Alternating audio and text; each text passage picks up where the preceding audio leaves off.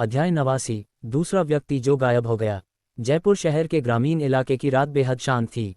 गांव में वैसे भी ज्यादा लोग नहीं थे और देर रात होने के कारण गांव के बुजुर्ग यकीनन जल्दी ही सो गए होंगे।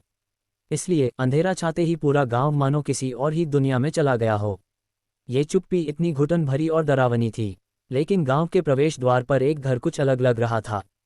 घर का मुख्य दरवाजा खुला था और अंदर की बत्तियां जल रही थीं। मुख्य हॉल के बीच में एक लाल रंग का ताबूत करीने से रखा हुआ था और उसके सामने दो लगभग पूरी तरह से पिघल चुकी सफ़ेद मोमबत्तियां जल रही थीं। मोमबत्ती की टिमटिमाती रोशनी दीवारों पर अजीब और बदलती हुई परछाइयां बना रही थी, जिससे एक अजीब और अस्पष्ट डर पैदा हो रहा था। ताबूत के सामने की मेज़ पर एक जवान आदमी का चित्र रखा था, जो रात के घने कोहरे में धुंधला लग रहा था। केवल उसकी परछाई ही दिखाई दे रही थी। इससे एक अजीब सा एहसास हो रहा था, गांव वाले कहाँ चले गए। आमतौर पर अंतिम संस्कार के लिए कोई न कोई रात भर जागता है।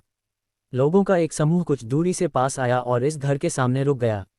खुले दरवाजे से वे अंदर सब कुछ साफ देख सकते थे। ये गांव हमेशा से ही अजीब रहा है।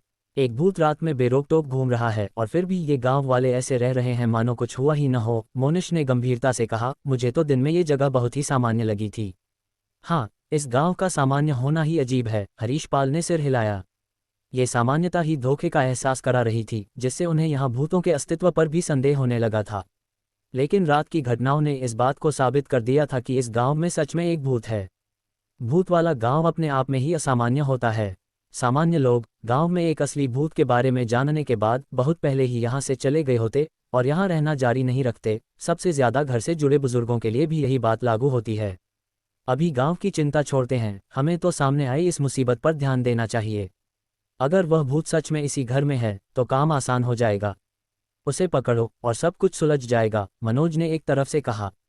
इतने आशावादी मत बनो, लोग मर चुके हैं, जिसमें एक भूत सेनापति भी शामिल है। अगला मरने वाला तो मैं हो सकता हूँ, पलाश ने गंभीर चेहरे के साथ जवाब दिया।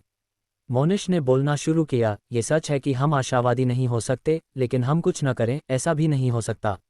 अब जब हमने मन बना ही लिया है तो चलो अंदर चलकर देखते हैं। सबका दिल जोर से धड़क रहा था। उनकी आंखें अनजाने में हॉल में रखे ताबूत पर टिकी हुई थीं। रोहित चुप रहा, सबसे पीछे चलता रहा। इस समय उसके लिए कम प्रोफाइल रखना ही बेहतर था। जल्द ही वह समूह सावधानी के साथ घर में घुस गया। यह शायद एक भ्रम था, लेकिन अंदर आते ही तापमान तुरंत गिरता हुआ महसूस हुआ। एक ठंडी सांस ने उन्हें घेर लिया, जिससे सभी असहज हो गए। इस ताबूत में कुछ बुराई हो सकती है। किसी भी अप्रत्याशित घटना से बचने के लिए इसे अभी नहीं छूते। पहले बाकी कमरों की तलाशी लेते हैं। अगर कुछ नहीं मिलता तो हम यहाँ वापस आ सकते हैं। ये जगह इतनी बड़ी नहीं है कि हमें बिना किसी प्रतिक्रिया के भूत मार सके। अगर कुछ भी होता है तो तुरंत चिल्लाना, सब मदद के लिए दौड़ पड़ेंगे, मोनिश ने फुसफुसाते हुए कहा। वे अभी भी निश्चित नहीं थे कि भूत घर में था या नहीं। अगर वह था तो उन्हें उसे बाहर निकालने का कोई तरीका खोजना था। ठीक है, लेकिन हमें ज्यादा बिखरना नहीं है, हमें एक निश्चित दूरी बनाए रखनी है, मनोज ने सिर हिलाकर सहमति दी। रोहित ने लंबे समय तक ताबूत को देखा, फिर धीरे धीरे अपनी नज़र हटा ली। मोनिश सही कह रहा है, यहाँ इस ताबूत का रखा जाना वाकई में संदिग्ध है। कोई भी दिमाग वाला इंसान ये जानता है, इसलिए इसे अभी अकेला छोड़ देना ही सबसे सुरक्षित विकल्प है। कम से कम हम अभी सुरक्षित हैं और हम आगे बढ़ने से पहले आसपास के सुरक्षित होने तक इंतजार कर सकते हैं। ये सोचकर वह दूसरों के बिखरने के साथ ही घर की तलाशी लेने लगा। ये कम प्रोफाइल रखने का समय था, लेकिन ढीले पड़ने का नहीं। उन्हें साथ मिलकर काम करना था। घर में 3 मंजिलें थीं, हर मंजिल पर 3 या 4 कमरे थे। लेआउट ज्यादा जटिल नहीं था। कुछ लोग 2 मिनट से भी कम समय में एक चक्कर लगा सकते थे, लेकिन जैसे ही वे मुड़े और अस्थायी रूप से मुख्य हॉल से बाहर निकले, ताबूत के सामने की मंद और रुक रुक कर जलती मोमबत्ती की रोशनी में चित्र में एक सूक्ष्म बदलाव हुआ। चित्र में उस आदमी का चेहरा, जो आधे अंधेरे में छिपा हुआ था, सड़ा हुआ लग रहा था। उसके होंठ एक ठंडी भयानक मुस्कान में मुड़ गए। उसी समय बगल की मोमबत्ती की रोशनी तेजी से मंद हो गई, मानो लपटों को किसी चीज से दबा दिया गया हो, जलने की शक्ति खो रही हो और बुझने लगी हो। हॉल में रोशनी फीकी पड़ने लगी, बाहर का अंधेरा धीरे धीरे अंदर घुसने लगा। लेकिन किसी भी भूत सेनापति ने इस बदलाव पर ध्यान नहीं दिया। कुछ मिला? हरीशपाल एक कमरे से बाहर आया और गलियारे में रोहित से धीमी आवाज में पूछा। रोहित के पीछे उसके सिर के पिछले हिस्से पर एक भूत जैसी आंखों भर आई, जिससे उसके देखने के दायरे में कोई अंधा कोना न रहे। कुछ नहीं, हमें न तो भूत मिला और न ही जागरण करने वाले लोग। अगर मैं गलत नहीं हूं तो घर में कोई नहीं होना चाहिए। वे लोग कहाँ गए जिन्हें हमने दिन में देखा था? मोनिश सही था, इस गांव में कुछ गड़बड़ है। उसने आगे कोई जोखिम लेने की हिम्मत नहीं की, यही कारण है कि उसने पहले ही बाहर निकलने का प्रस्ताव दिया था। वह भी एक कमरे से बाहर निकला, ये पुष्टि करने के बाद कि वहां कुछ भी असामान्य नहीं था। ऐसा लग रहा था कि ज्यादा सावधानी सिर्फ खुद को डरा रही थी। चलो नीचे चलकर इकट्ठा होते हैं, हम उस ताबूत की जांच करने के लिए तैयार हैं। अगर घर में कोई नहीं है तो बहुत ज्यादा संभावना है कि उस ताबूत के अंदर जो है वह एक शव नहीं बल्कि एक भूत है। हालांकि जैसे ही रोहित मुड़कर वापस नीचे जाने वाला था, अचानक खांसी खांसी खांसी, एक कमजोर और लाचार खांसी, मानो किसी गंभीर रूप से बीमार व्यक्ति की हो, अचानक उसके पीछे के कमरे से आई। पल भर में रोहित की रीढ़ में एक सिहरन दौड़ गई, उसे पसीना आ गया। असंभव, उसने अभी अभी उस कमरे की अच्छी तरह से तलाशी ली थी और वहां कोई भूत नहीं था। तो खांसी की आवाज कैसे आ सकती है? रोहित टिल्ड। हरीशपाल ने अचानक अपना सिर मोड़ा, उसका चेहरा एक भयानक घुराहट में मुड़ गया, उसका शरीर अजीब तरह से व्यवहार कर रहा था, मानो उसके जोड़ मुड़ रहे हों, टूट रहे हों। वह एक बदला लेने वाले भूत की शक्ति का उपयोग करने वाला था। मैं जा रहा हूं। बिना एक शब्द कहे रोहित मुड़ा और दौड़ा, एक पैर से आधे खुले दरवाजे को खोल दिया। धुंधले कमरे ने उसकी दृष्टि को प्रभावित नहीं किया। उसके माथे पर लगी भूत की आंख ने उसे कमरे में सब कुछ साफ देखने दिया, मानो वह लाल रोशनी से नहाया हुआ हो। हालांकि कमरा खाली था, भूत के कोई निशान नहीं थे, खांसी की आवाज भी नहीं थी। गया। रोहित को अपने दिल में एक सिहरन महसूस हुई। धिक्कार है, क्या हमसे खिलवाड़ किया गया है? हरीशपाल हैरान और गुस्से में था। भूत अभी अभी उनके बगल में था, हाथों की पहुंच के भीतर। अगर वह सच में भूत था तो वह हवा में गायब नहीं हो सकता था जब तक कि रोहित को अपने शरीर की हर मांसपेशी में तनाव महसूस हुआ, जब तक कि भूत के पास भूत क्षेत्र न हो। केवल इसी तरह से बीमार भूत, जिसे इस कोड नाम से जाना जाता था, संभवतः गांव में कहीं भी प्रकट हो सकता था। टप टप टप टिल्ड। अचानक अंधेरे गलियारे में सीढ़ियां उतरने की आहट फिर से गूंजी। गलियारे में हरीशपाल अपने भयानक चेहरे के साथ दौड़ पड़ा। ये पीछे हटने का समय नहीं था, जब हमला करने का समय हो तो उन्हें हमला करना ही था। मौत का डर सिर्फ तेजी से मौत की ओर ले जाता है। हरीशपाल रोहित से एक कदम आगे गलियारे में दौड़ा। केवल 3 मंजिलों वाले घर में ज्यादा लंबी सीढ़ियां नहीं थीं। लगभग बिना किसी समय के हरीशपाल ने उतरते हुए कदमों की आहट को पकड़ लिया। असंभव, सीढ़ियों पर एक साथ आवाजों की गूंज गूंजी, एक तरह के अस्पष्ट सदमे के साथ। वे जिन आकृतियों से टकराए वे भूत नहीं थे बल्कि मोनिश और बाकी लोग थे। वे नीचे तलाशी ले रहे थे, तभी अचानक उन्हें सीढ़ियों से ऊपर की ओर जाती हुई कदमों की अजीब आहट सुनाई दी। वे क्या हो रहा था ये पता लगाने के लिए ऊपर दौड़ने की तैयारी कर रहे थे, तभी उनकी मुलाकात हरीशपाल से हुई। गांव में पहले हुआ दृश्य फिर से दोहराया गया। सब रुको, ये हम में से एक है। मोनिश ने सबसे पहले प्रतिक्रिया दी और चेतावनी देते हुए चिल्लाया, ये फिर से हुआ है। हम सब कदमों की आहट से यहाँ खींचे चले आए। रोहित भी पहुंचा, उसका चेहरा बदल गया और अचानक उसने कुछ देखा। रुको, पलाश जो बिना पक्षी वाला है, कहाँ चला गया? पलाश। सबने चारों ओर देखा, एक साथ से हर उठे। गया, पलाश गायब था। पीछे चलो, मोनिश दहाड़ा और तुरंत सीढ़ियों से नीचे की ओर दौड़ा। बाकी लोगों को भी स्थिति की गंभीरता का एहसास हुआ। आखिरकार प्रणब पहले ही रहस्यमय तरीके से मर चुका था, लेकिन इस पल में पुरखों के हॉल में मोमबत्ती की रोशनी पहले ही बुझ चुकी थी, जिससे चारों ओर घुटन भरी धुंधलापन छा गया था। बलिदान की मेज पर अंधेरे में लिपटे सभी चित्र एक अजीब परिवर्तन से गुजरे। वे कुछ कुछ पलाश जैसे दिख रहे थे। अध्याय 90, डरा हुआ भूत सेनापति। कृपया सब्सक्राइब माई चैनल। यह एहसास कि पलाश के साथ कोई अनहोनी हुई होगी सबको तुरंत गलियारे से लॉबी में वापस आने पर मजबूर कर दिया। लाल रंग का ताबूत अभी भी सही सलामत पहले की तरह वहां पड़ा था।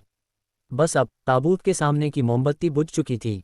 हालांकि छत की लाइटें अभी भी जल रही थीं, गांव की रोशनी पर मानो धूल की मोटी परत चढ़ गई थी, जो कुछ हद तक पीली और मंद थी, जिससे एक उदास और दबी हुई परछाई बन रही थी। हालांकि इस ताबूत के पास एक शरीर दीवार से टिका हुआ बैठा था, जो एक गांठ की तरह ऐसे मुड़ा हुआ था मानो ऐसा करना असंभव हो। शरीर से खून बह रहा था, जिससे आसपास का इलाका लाल हो गया था। हालांकि यह इंसान जैसा मुश्किल से ही दिख रहा था, लेकिन कपड़ों और कुछ विशेषताओं से पता लगाया जा सकता था। यह पलाश था। मां मर गया। मोनिश की आवाज कांप रही थी। वे सभी एक ही इमारत में थे, 10 मीटर से भी कम दूरी पर। एक भूत सेनापति इतनी आसानी से उनकी आंखों के सामने मर गया, उसे संघर्ष करने का भी मौका नहीं मिला, पीछे बस एक भयानक रूप से बिगड़ा हुआ शव छोड़ गया। उसके शरीर के अंदर जो भूत था वह भी चला गया है। मनोज, जो पलाश के अपेक्षाकृत करीब था, कुछ देर चुप रहा और फिर बोला, ये तो साफ है, अगर उसके अंदर जो भूत था वह अभी भी होता तो वह इतनी आसानी से नहीं मरता। मोनिश ने कहा, फर्क बहुत बड़ा है। इस भूत के आतंक का स्तर कम से कम 1 होना चाहिए। एक भूत सेनापति को ऐसे मारना जैसे किसी मुर्गी का वध करना हो। नहीं, यह मुर्गी मारने से भी ज्यादा आसान है। कम से कम मुर्गी तो 1-2 बार कुकड़ू कूक कर सकती है, लेकिन यह। उसके चेहरे पर डर या कड़वी मुस्कान थी, ये बताना मुश्किल था। लेकिन हर कोई मोनिश की दबी हुई असहाय भावना को महसूस कर सकता था। बेशक दूसरों को भी ऐसा ही महसूस हो रहा था। आखिरकार एक साथी भूत सेनापति उनकी आंखों के सामने चुपचाप मर गया था, और ऐसी मौत के दबाव से कोई भी अभिभूत हो जाएगा। क्या अकेले होने का मतलब निश्चित मौत है? रोहित ने अपनी भौहें गहरी कर लीं। इस तरह से इस भूत के मारने के तरीकों या गतिविधियों के पैटर्न को जानना पूरी तरह से असंभव है। ये कुछ हद तक अपने पीड़ितों को शांत करने का संकेत देता है, लेकिन कुछ सही नहीं है। भूत का अकेले भूत सेनापतियों को निशाना बनाना समझ में आता है, लेकिन फिर यह हम सभी को यहाँ जानबूझकर क्यों खींचता है? वे कदमों की आहट जानबूझकर हमें एक साथ लाने की कोशिश कर रही थी। पहले जब मैं सो रहा था, भूत ने मुझ पर हमला नहीं किया, इसके बजाय उसने मुझे जानबूझकर बाहर बुलाया, और उसके बाद मैं हरीश पाल और पलाश से मिला। अभी अभी ऊपर यही तरीका था।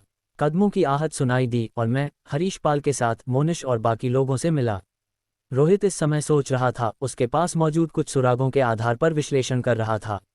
तो क्या इसका मतलब यह है कि भूत हमें एक साथ लाने और अकेले भूत सेनापतियों पर हमला करने की कोशिश कर रहा है?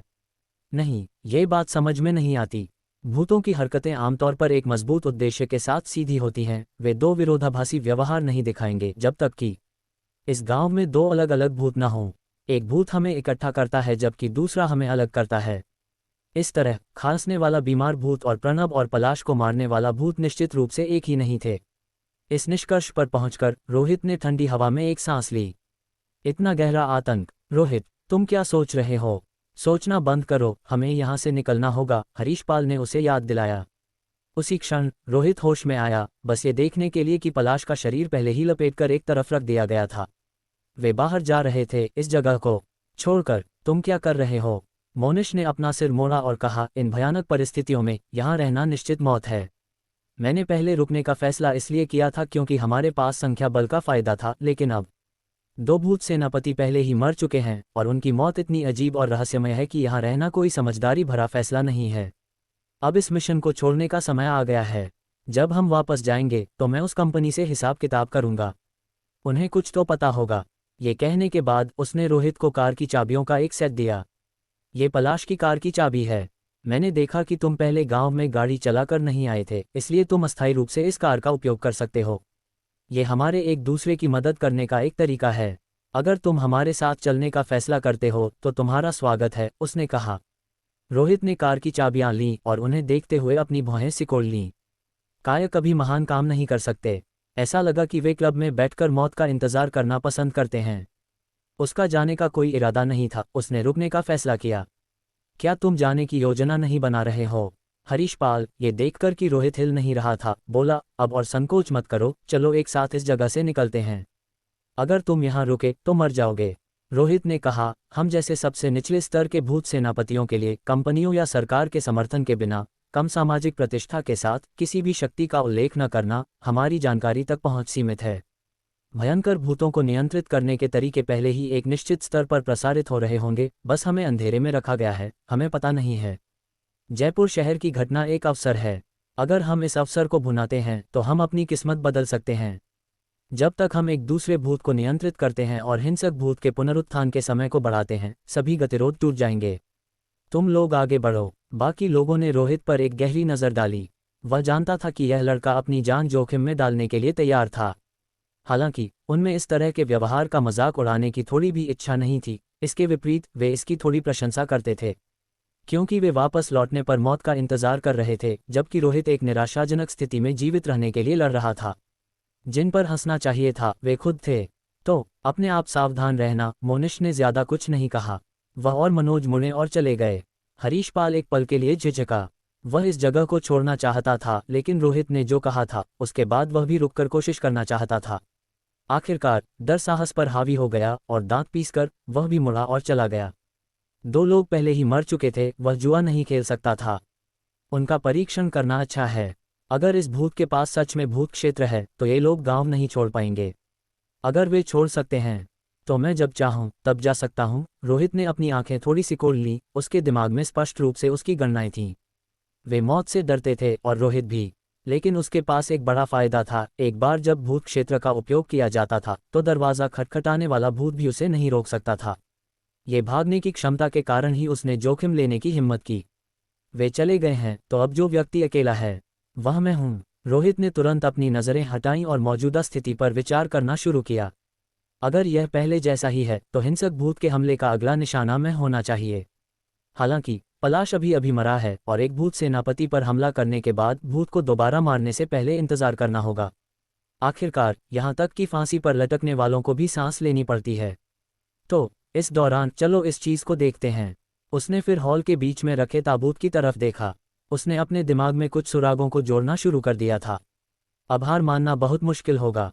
एक गहरी सांस लेकर और मंद रोशनी का सामना करते हुए रोहित लाल रंग से रंगे हुए ताबूत के पास चला गया। ताबूत नया बना हुआ लग रहा था, जिसमें पेंट की तेज गंध थी जो कुछ हद तक परेशान करने वाली थी। लेकिन क्या इसमें सच में एक मानव शव था? अगले ही पल रोहित ने अपना हाथ ताबूत के ढक्कन पर रखा। वह ताबूत खोलने के लिए तैयार था। अध्याय 91 खुला ताबूत। 3 स्पोर्ट्स कारें एक के बाद एक निकली और गांव के रास्ते से होते हुए जयपुर शहर की तरफ बढ़ने लगीं। जब वे आए थे तो 5 लोग थे, लेकिन अब वापसी की यात्रा पर केवल 3 ही बचे थे। एक दिन से भी कम समय बीता था। नहीं, सटीक कहें तो भूत का सामना करने से लेकर निकलने तक ये सब 1 घंटे से भी कम समय में हुआ था। ये भूत से निपटने वाले लोगों के एक समूह के लिए सबसे तेज पीछे हटना रहा होगा। मोनिश, क्या तुम्हें नहीं लगता कि हमारा इस तरह से चले जाना गलत है? कार के अंदर कुछ लोग कॉल से जुड़े हुए थे और हरीश पाल हिचकिचाया। मनोज, जो आगे वाली कार चला रहा था, ने ठंडे लहजे में कहा, तो तुम वापस जाकर उसे बचा लो।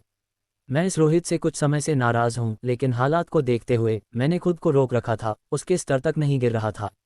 तुमने देखा कि वह भूत कितना भयानक था। हमने उसका चेहरा भी नहीं देखा था, उससे पहले ही हम में से 2 लोग मर गए और प्रणब और पलाश के अंदर से भूत गायब हो गए। अब जयपुर शहर में कितने भूत हैं, क्या तुम मेरे लिए इसका पता लगा सकते हो? हरीश पाल ने कहा, मेरा मतलब वह नहीं है। मेरा मतलब है, ऐसा लगता है कि उसने कुछ खोज लिया है। हालांकि रोहित थोड़ा अहंकारी है, लेकिन वह बेवकूफ़ नहीं है। उसने क्लब में बंदूक चलाने की हिम्मत की और भूत के सामने आते ही वह सबसे पहले आगे बढ़ा, जिससे पता चलता है कि वह काफ़ी बहादुर है। इसके अलावा गांव में घुसने के बाद उसने एक नक्शा भी बनाया। ये साफ है कि वह तेज़ दिमाग का है। उस जैसा कोई व्यक्ति इस भूतों से भरे गांव में रुकने का जोखिम क्यों उठाएगा? तुम क्या कहना चाहते हो? मोनिश ने गाड़ी चलाते हुए और सिगरेट पीते हुए पूछा। हो सकता है कि उसके दिमाग में पहले से ही कोई विचार हो। अगर वह सच में जयपुर शहर की अलौकिक घटना को सुझाने में कामयाब हो जाता है तो मुझे लगता है कि आज हमें यहाँ से जाने का अफसोस होगा, हरीश पाल ने कहा। मोनिश कुछ देर के लिए चुप हो गया और फिर बोला, जब हमने जाने का फैसला कर ही लिया है तो ज़्यादा मत सोचो। वापस जाओ, नहाओ और जल्दी आराम करो। हम जयपुर शहर में कभी वापस नहीं आ रहे हैं। तुम सही हो, हम पहले ही निकल चुके हैं। क्या हमें अब वापस मुड़ना चाहिए? मनोज ने हल्के से कहा, लेकिन जैसे ही उसने अपनी बात खत्म की उसका हाव भाव पूरी तरह से बदल गया। कुछ सही नहीं है, कार रोको। इसके बाद टायरों के जोर से रुकने की आवाज़ आई। जमीन पर घर्षण से घना धुआं निकला। मनोज, जो सबसे आगे कार चला रहा था, ने अचानक ब्रेक लगा दिए। धिक्कार है टिल्डर, हरीश पाल ने गाली दी और तेजी से ब्रेक लगाए। वह लगभग आगे वाली कार से टकरा ही जाता। क्या हो रहा है? मोनिश ने पूछा। कार से बाहर निकलो और खुद देखो, मनोज ने कहा। उसका चेहरा काफी गंभीर लग रहा था। वे तीनों कार से बाहर निकले। उनकी हेडलाइट्स की रोशनी में आगे का रास्ता साफ दिख रहा था। सीधे सड़क का अनुसरण करते हुए उनके सामने एक गांव दिखाई दिया। गांव के प्रवेश द्वार पर एक बोर्ड लगा था जिस पर लिखा था, जयपुर शहर। जयपुर शहर? क्या मजाक कर रहे हो? हम अभी अभी गांव से निकले, सीधे सड़क का अनुसरण किया और अब हम वापस लौट आए हैं। हरीश पाल की आंखें बाहर निकल आईं और फिर वह खुद को कोसने लगा। यह एक भूत है जो हमें निशाना बना रहा है। ये हमें जाने नहीं देगा। मुझे पता था कि यह इतना आसान नहीं होगा। मुझे पहले ही लग रहा था कि जाना आसान नहीं होगा। जैसा कि उम्मीद थी, इस गांव में घुसना आसान है लेकिन निकलना मुश्किल। क्या हमें मुड़कर देखना चाहिए? मनोज ने जयपुर शहर के बोर्ड को देखा और गंभीर आवाज में कहा। मोनिश ने सिर हिलाया। गांव से बाहर गाड़ी चलाकर निकलने के बारे में सोचना बेकार है। हमने पहले भी भूत की दीवारें देखी हैं। जहां तक मुझे पता है, आमतौर पर 2 ही तरीके होते हैं जिनसे हम निकल सकते हैं। एक ये कि भूत चला जाए और हमें मारना छोड़ दे। दूसरा ये कि हम भूत को कैद कर लें और अलौकिक घटना को सुलझा लें। मनोज ने कहा, तो तुम्हारा मतलब है कि अब हम केवल गांव में वापस जा सकते हैं। मोनिश ने अपनी सिगरेट से एक लंबा कश लिया। भूत गांव में है। ये देखते हुए कि हम जा नहीं सकते, शायद उसके इलाके में हमारी कोई उम्मीद हो। बाहर, साफ कहें तो मरना बेकार होगा। वहां कौन है? अचानक उनके पीछे की लाइटें टिमटिमाईं, मानो कुछ हेडलाइट्स के पास से गुजरा हो, रोशनी को रोककर, और मैदान के पार एक लंबी परछाई बना रहा हो। मनोज चौंक गया और तुरंत मुड़ा। इस समय उसका शरीर भीग गया था। बदबूदार लाश के पानी की बूंदें लगातार बाहर रिस रही थीं, जल्दी से जमीन पर एक छोटा सा पोखर बना रही थीं। लगभग सहज रूप से उसने एक भयंकर भूत की शक्ति को बुलाया। क्या तुमने साफ साफ देखा? जब मोनिश और हरीश पाल ने अपना सिर वापस मोड़ा तो वहां कोई नहीं था।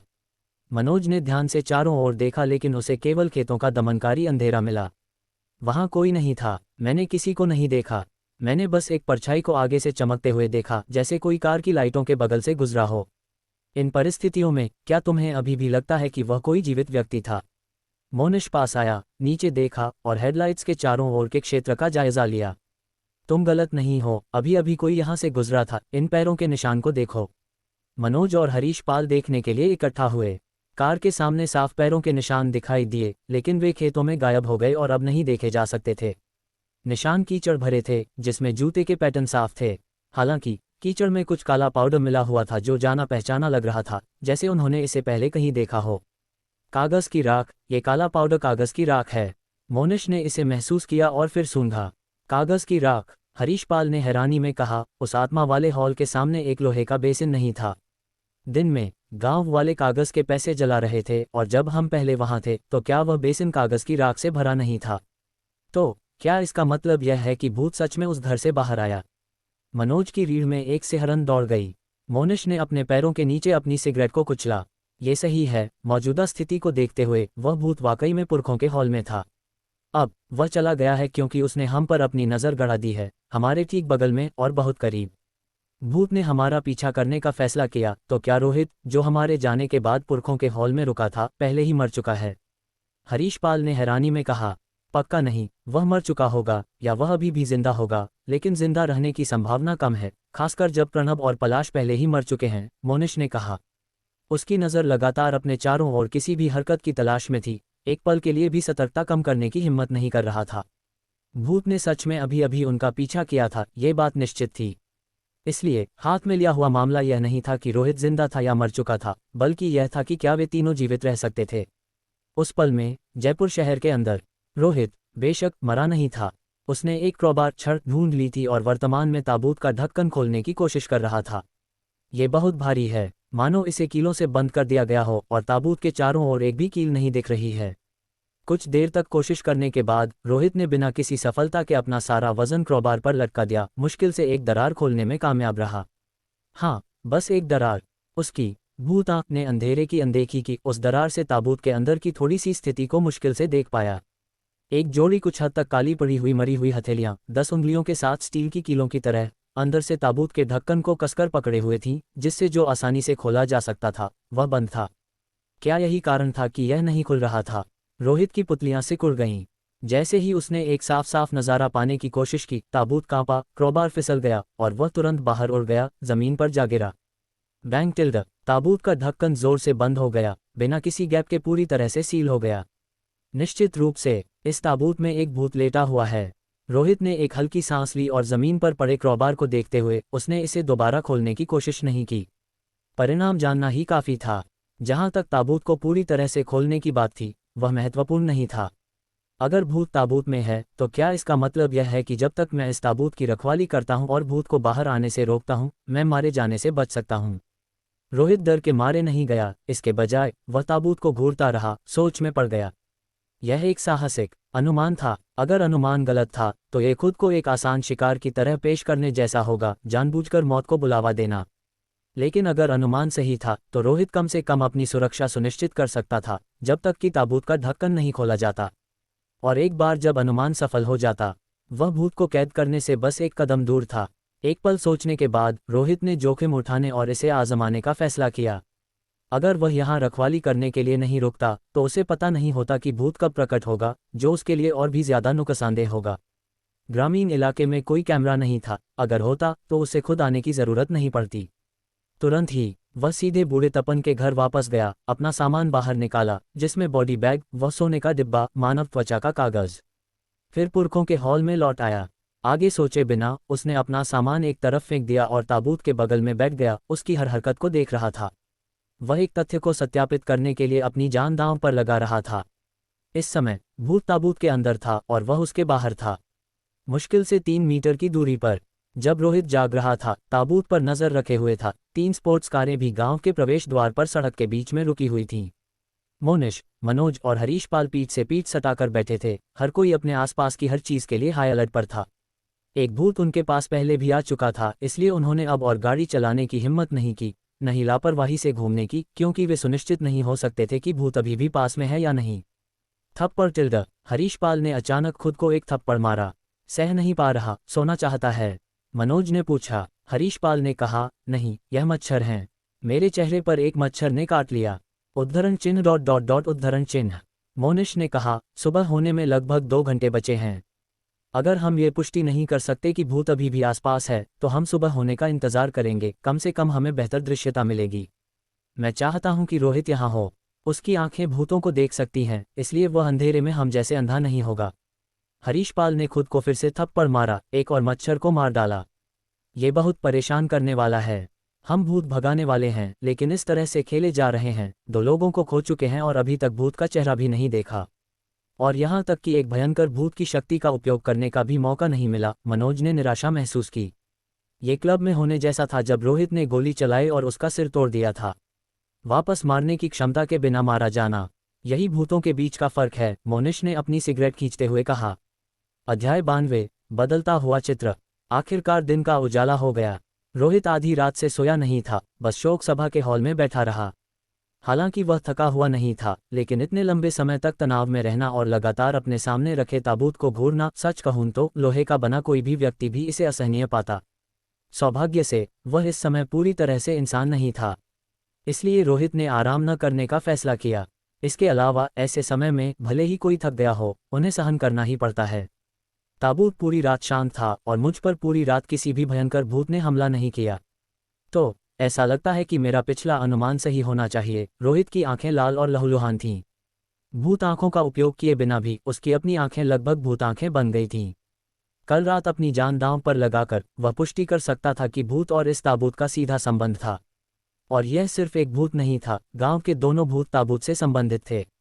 हालांकि एक संदेह अभी भी अनसुलझा था। बीमार भूत नाम के भूत ने कल रात जानबूझकर सभी भूत सेनापतियों को बाहर क्यों बुलाया, उन्हें एक साथ क्यों इकट्ठा किया? इसके पीछे क्या उद्देश्य था? किसी भी ठोस चीज का विश्लेषण करने के लिए बहुत कम जानकारी है, लेकिन अब जब यह निश्चित है कि असली भूत ताबूत के अंदर है, तो मैं उसे कैद करने के तरीके पर विचार कर सकता हूं। उसने अपने बगल में रखे बॉडी बैग पर एक नज़र डाली। 20 मिलियन में खरीदी गई चीज को निराश नहीं करना चाहिए। पहले कोई कार्रवाई नहीं की गई थी क्योंकि यह अनिश्चित था कि ताबूत के अंदर सच में कोई भूत था या नहीं। अगर कोई गलती होती और भूत अभी भी बाहर होता, तो क्या यह अपनी मौत को दावत देना नहीं होता? ये सोचकर रोहित खड़ा हो गया। उसने अपने अंगों को फैलाया, अपने कुछ हद तक दुखते और सुन्न शरीर में जान वापस लाया। वह ताबूत के अंदर के भूत को कैद करने की कोशिश करने की तैयारी कर रहा था। हालांकि आत्मविश्वास और आश्वासन की कमी थी, लेकिन उसके पास दांत पीसकर आगे बढ़ने के अलावा कोई और विकल्प नहीं था। शोक सभा के हॉल में ताबूत के पास फिर से जाते हुए वह ताबूत को जबरदस्ती भूत क्षेत्र का उपयोग करके खोलने के लिए तैयार था। लेकिन इस समय 5 या 6 गांव वाले सन और शोक के कपड़े पहने हुए अचानक दरवाजे के बाहर आ गए। ये गांव वाले रोहित को देखकर हक्के बक्के रह गए। आप कौन हैं? आप यहाँ क्यों हैं? एक बुजुर्ग ने कहा, बाहर निकलो, अभी बाहर निकलो। ये तुम्हारे जैसे शहर वालों के लिए गड़बड़ करने की जगह नहीं है। शोक सभा के हॉल में मुसीबत पैदा कर रहे हो। अगर तुमने ध्यान नहीं दिया तो मैं तुम्हारी टांगें तोड़ दूंगा। उद्धरण चिन्ह डॉट डॉट डॉट उद्धरण चिन्ह। रोहित ने आते हुए बुजुर्गों को देखा, एक पल के लिए हक्का बक्का रह गया। इस ताबूत में एक भूत है और तुम लोग कागज जलाते और निगरानी करते रहने की हिम्मत करते हो। क्या ये सच्चा प्यार हो सकता है? प्रिय बुजुर्गों, कृपया मेरी बात सुने। रोहित ने जल्दबाजी में बोलना शुरू किया ताकि उसे बाहर न निकाला जाए। कोई बहाना नहीं, बाहर निकलो। बुजुर्ग चिड़चिड़ा था, रोहित को बाहर की ओर खींच रहा था। रोहित ने तुरंत कहा, कृपया शांत हो जाए बुजुर्ग, मैं अब इसे छिपा नहीं सकता। सच कहूं तो मृत व्यक्ति मेरा भाई था। मैं उसे भाई कहता था और मैं उसका छोटा भाई हूं। कुछ दिन पहले मुझे उसके निधन की खबर मिली और मैं मिली जुली भावनाओं से भर गया था। नहीं, ये गलत है। मैं दुख से भर गया था, इसलिए मैं उसके प्रति सम्मान व्यक्त करने के लिए रात भर आपकी गांव तक गाड़ी चलाकर आया। कल रात मैं अपने भाई के बारे में सोचने के लिए इतना उत्सुक था कि मैं यहाँ जागने और उसका साथ देने के लिए बैठ गया। मुझे उम्मीद है कि बुजुर्ग समझ सकते हैं, लेकिन जो आदमी मरा वह इकलौती संतान था, एक चाची ने बीच में टोकते हुए कहा। उद्धरण चिन्ह डॉट डॉट डॉट उद्धरण चिन्ह। क्या तुम इस बिंदु पर बहस नहीं कर सकती हो? मेरे लिए तुरंत झूठ बोलना आसान नहीं है। रोहित ने 2 बार खांसा और कहा, मैं बताना भूल गया, हम भाई जरूर हैं, लेकिन अलग अलग पिता और माँ से हैं। हालांकि कोई खून का रिश्ता नहीं है, लेकिन हमारा बंधन सागर जितना गहरा है, हमारी दोस्ती आसमान से भी महान है। सूरज और चांद इसकी गवाही दे सकते हैं। इसलिए मुझे उम्मीद है कि बुजुर्ग मुझे यहाँ रोकने और मेरे भाई को उसकी अंतिम यात्रा पर साथ देने की अनुमति देंगे। लेकिन तुम कल दिन में गांव में घुसे थे, रात में कार से नहीं। तुम यकीनन झूठे हो, एक और बुजुर्ग ने कहा। वाह, इस बुजुर्ग की याददाश्त बहुत अच्छी है। ऐसी याददाश्त के साथ ताश न खेलना एक बर्बादी है। रोहित ने हार नहीं मानी, हालांकि आत्मविश्वास की कमी थी। क्या ऐसा है? मुझे रात में आने की याद है। शायद मेरा दुख मुझ पर हावी हो गया है, दिन और रात के बीच के अंतर को धुंधला कर रहा है। लेकिन यह मेरे दिवंगत भाई के लिए मेरी दिल से चाह को प्रभावित नहीं करता है। क्या तुम सच में मेरे भतीजे के भाई हो? बुजुर्ग अभी भी संदिग्ध था, उसे करीब से देखा। बिल्कुल सच। मैंने ज्यादा पढ़ाई नहीं की, प्राथमिक विद्यालय में कभी अतिरिक्त ट्यूशन नहीं ली, इसलिए मैंने ज्यादा चीजें नहीं सीखीं। इसलिए मैं झूठ नहीं बोलता, बल्कि केवल सच बोलता हूँ। रोहित ने सिर हिलाते हुए पुष्टि की। बुजुर्ग ने उसे डांटा, तुम अब क्यों आए हो? क्या तुम सफेद पैकेट लाए हो? लाया हूँ, लाया हूँ। रोहित ने तुरंत 1000 रुपये निकाले। ये बहुत कम है कि तुम्हारे पास ऐसा दिल है, मेरे भतीजे की शोक सभा की रखवाली कर रहे हो। कल रात तुम्हें बहुत मुश्किल हुई, और अगर तुम डरते नहीं हो तो मैं तुम्हें आज रात फिर से ऐसा करने के लिए परेशान करूंगा। चाचा ने रोहित का हाथ कुछ भावनाओं के साथ पकड़ते हुए कहा। जब उसने अपना हाथ वापस खींचा तो उसके हाथ में जो 1000 रुपये थे वह गायब हो गए थे। रोहित का मुंह सिकुड़ गया। अगर तुमने बस इतना कह दिया होता कि तुम मुझे नकदी दोगे तो ये सब खत्म हो जाता, है ना? इसके बजाय मैं यहाँ बेतरतीब ढंग से रिश्तेदारों को पहचान रहा हूँ। अब कोई समस्या नहीं है, कोई समस्या नहीं है। यह मेरे भतीजे का बाहर से आया भाई है, जो कागज के पैसे जलाने के लिए वापस भागा। चलो अब से कोई गलतफहमी नहीं रखते हैं, चाचा ने दूसरे गांव वालों को पुकारा। रोहित ने शुरू में चाचा से पूछना चाहा कि उनके मृत भतीजे का नाम क्या था, लेकिन फिर बेहतर सोचा। ताबूत में पड़े एक भूत के बारे में पूछना पूरी तरह से व्यर्थ है। हालांकि इस हंगामे के बाद ये साफ था कि दिन के दौरान कोई भी कार्रवाई बहुत अवास्तविक होगी। इतने सारे लोगों और इतनी सारी आंखों के साथ कौन जानता था कि क्या हो सकता है? और इससे भी महत्वपूर्ण बात, इस गांव में भूत यहाँ के बुजुर्गों पर हमला क्यों नहीं करते? भले ही वे भूतों को नियंत्रित करने वालों पर हमला करना पसंद करते हों, ऐसे नियंत्रकों की अनुपस्थिति में उन्हें अभी भी अंधाधुंध हत्या करनी चाहिए। क्या वे स्थानीय भूत हो सकते हैं, अपनी भावनाओं से जुड़े हुए? इसके अलावा गांव वालों के बारे में कुछ अजीब था। केवल दुर्भावनापूर्ण आत्माओं से ग्रस्त गांव में रहना ही काफी अजीब था। फिर भी ऐसी चिंताएं वह नहीं थीं जिन पर उसे अब सोचना चाहिए था। कम से कम रोहित के लिए इन सभी लोगों का शरीर का तापमान था, दिल की धड़कन थी, वे बहुत जिंदा थे, इंसान थे। किसी भी मामले में कोई खतरा नहीं था, तो गांव वालों की अजीबोगरीबी से क्यों परेशान होना? वह अस्थायी रूप से घर से बाहर निकल गया। रोहित आराम करने के लिए बाहर बैठ गया। गांव वालों को शोक सभा के हॉल में आते जाते, कागज के पैसे जलाते, बुझी हुई मोमबत्तियों को बदलते, ताबूत के पास विलाप करते हुए देख रहा था। कुछ बस अजीब लग रहा था। क्या वे सच में ताबूत में भूत के बारे में जानते थे? जैसे ही वह आराम कर रहा था, उसके उपग्रह स्थित फोन की घंटी बजी। ये पूनम का कॉल था। हेलो रोहित, क्या आपके लिए फोन का जवाब देना सुविधाजनक है? अगर कुछ है तो बोलो, मैं फिलहाल व्यस्त नहीं हूँ, रोहित ने जवाब दिया। मैंने कल जो तस्वीर भेजी थी उसके चित्र के बारे में जांच की, पूनम की आवाज़ फोन पर आई। रोहित ने पूछा, तुमने क्या पाया? स्थिति बहुत खराब है। जिस व्यक्ति की तस्वीर तुमने मुझे भेजी थी वह जयपुर शहर में मौजूद नहीं है। नहीं, वह पूरे देश में भी मौजूद नहीं है, जिसका मतलब है ये व्यक्ति बस मौजूद ही नहीं है, पूनम ने समझाया। रोहित की पुतलियां तेज हो गईं। ये व्यक्ति मौजूद नहीं है? ये कैसे संभव है? क्या तुम सुनिश्चित हो कि तुमने जांच करने में कोई गलती नहीं की? जबकि ताबूत में व्यक्ति एक भूत हो सकता है, यकीनन चित्र में किसी भूत का चेहरा नहीं हो सकता था। कोई गलती नहीं, यह एक सुपरकंप्यूटर से राष्ट्रीय डेटाबेस की तुलना करने का परिणाम है। हमारे डेटाबेस में जो तस्वीरें तुम्हारी तस्वीर से सबसे ज्यादा मिलती हैं, उनमें 60% से कम समानता है, और उनमें से कुछ में ज्यादा समानता है। मैंने जांच की है और वे साफ हैं। इसके अलावा तुम्हारी तस्वीर को विशेष कर्मियों द्वारा प्रमाणित किया गया है। इसके मिश्रित होने की संभावना बहुत ज्यादा है, पूनम ने कहा। तुम्हारा क्या मतलब है? रोहित ने स्पष्टीकरण के लिए दबाव डाला। इसका मतलब है कि छवि कई लोगों की तस्वीरों का एक संयोजन है जो एक साथ मिला दी गई हैं। क्या तुम समझते हो? पूनम ने समझाया। रोहित बाहर बैठे हुए जब उसने ताबूत के सामने के चित्र को देखा तो उसे एक सिहरन महसूस हुई। ये सुनकर उसे अब एहसास हुआ, चित्र कल से थोड़ा अलग लग रहा था। उसने दूसरे फोन पर गैलरी खोली और चित्र से तुलना की। वास्तव में एक छोटा सा बदलाव हुआ था। ये बदलाव अस्पष्ट था, बताना मुश्किल था, लेकिन एक सावधानीपूर्वक तुलना ये पुष्टि कर सकती थी कि कल की तस्वीर और आज का चित्र सिर्फ बहुत समान थे, निश्चित रूप से एक ही व्यक्ति नहीं थे। एक बदलता हुआ चित्र। हालांकि वह नहीं जानता था कि ऐसा क्यों हो रहा था, रोहित को लगा कि यह बदलाव निश्चित रूप से एक अच्छा संकेत नहीं था। हेलो रोहित, क्या तुम अभी भी मुझे सुन सकते हो? पूनम ने दूसरी तरफ से कोई जवाब न सुनकर जोड़ा, तुमने जो जयपुर शहर की घटनाओं के बारे में फाइलें देखने के लिए कहा था वे मिल गई हैं और मैं उन्हें अभी तुम्हारे फ़ोन पर भेज रही हूँ। तुम्हारे पास एक अतिरिक्त फ़ोन होना चाहिए क्योंकि भूत क्षेत्र वाले फ़ोन में इमेज प्राप्त करने की क्षमता नहीं होती है। ठीक है, अच्छा है, रोहित ने तुरंत जवाब दिया। उसे अपने व्यक्तिगत फ़ोन का नंबर दिया। जल्द ही बाद उसे अपने फ़ोन पर एक ईमेल मिला। इंतज़ार करने में असमर्थ उसने जयपुर शहर के बारे में फाइलें खोलीं और लगभग पहली नज़र में ही उसकी आंखें अचानक सिकुड़ गईं और वह लगभग ज़मीन पर अपनी सीट से कूद पड़ा। ये कैसे हो सकता है? यह असंभव है। फाइलों में जानकारी ने उसे एक अस्पष्ट डर से भर दिया। और उसी क्षण 3 स्पोर्ट्स कारें एक बार फिर गांव में घुस गईं। यह मोनिश, हरीश पाल और मनोज थे, वह तिकड़ी जो पिछली रात गांव से निकली थी लेकिन वास्तव में जा नहीं पाई थी।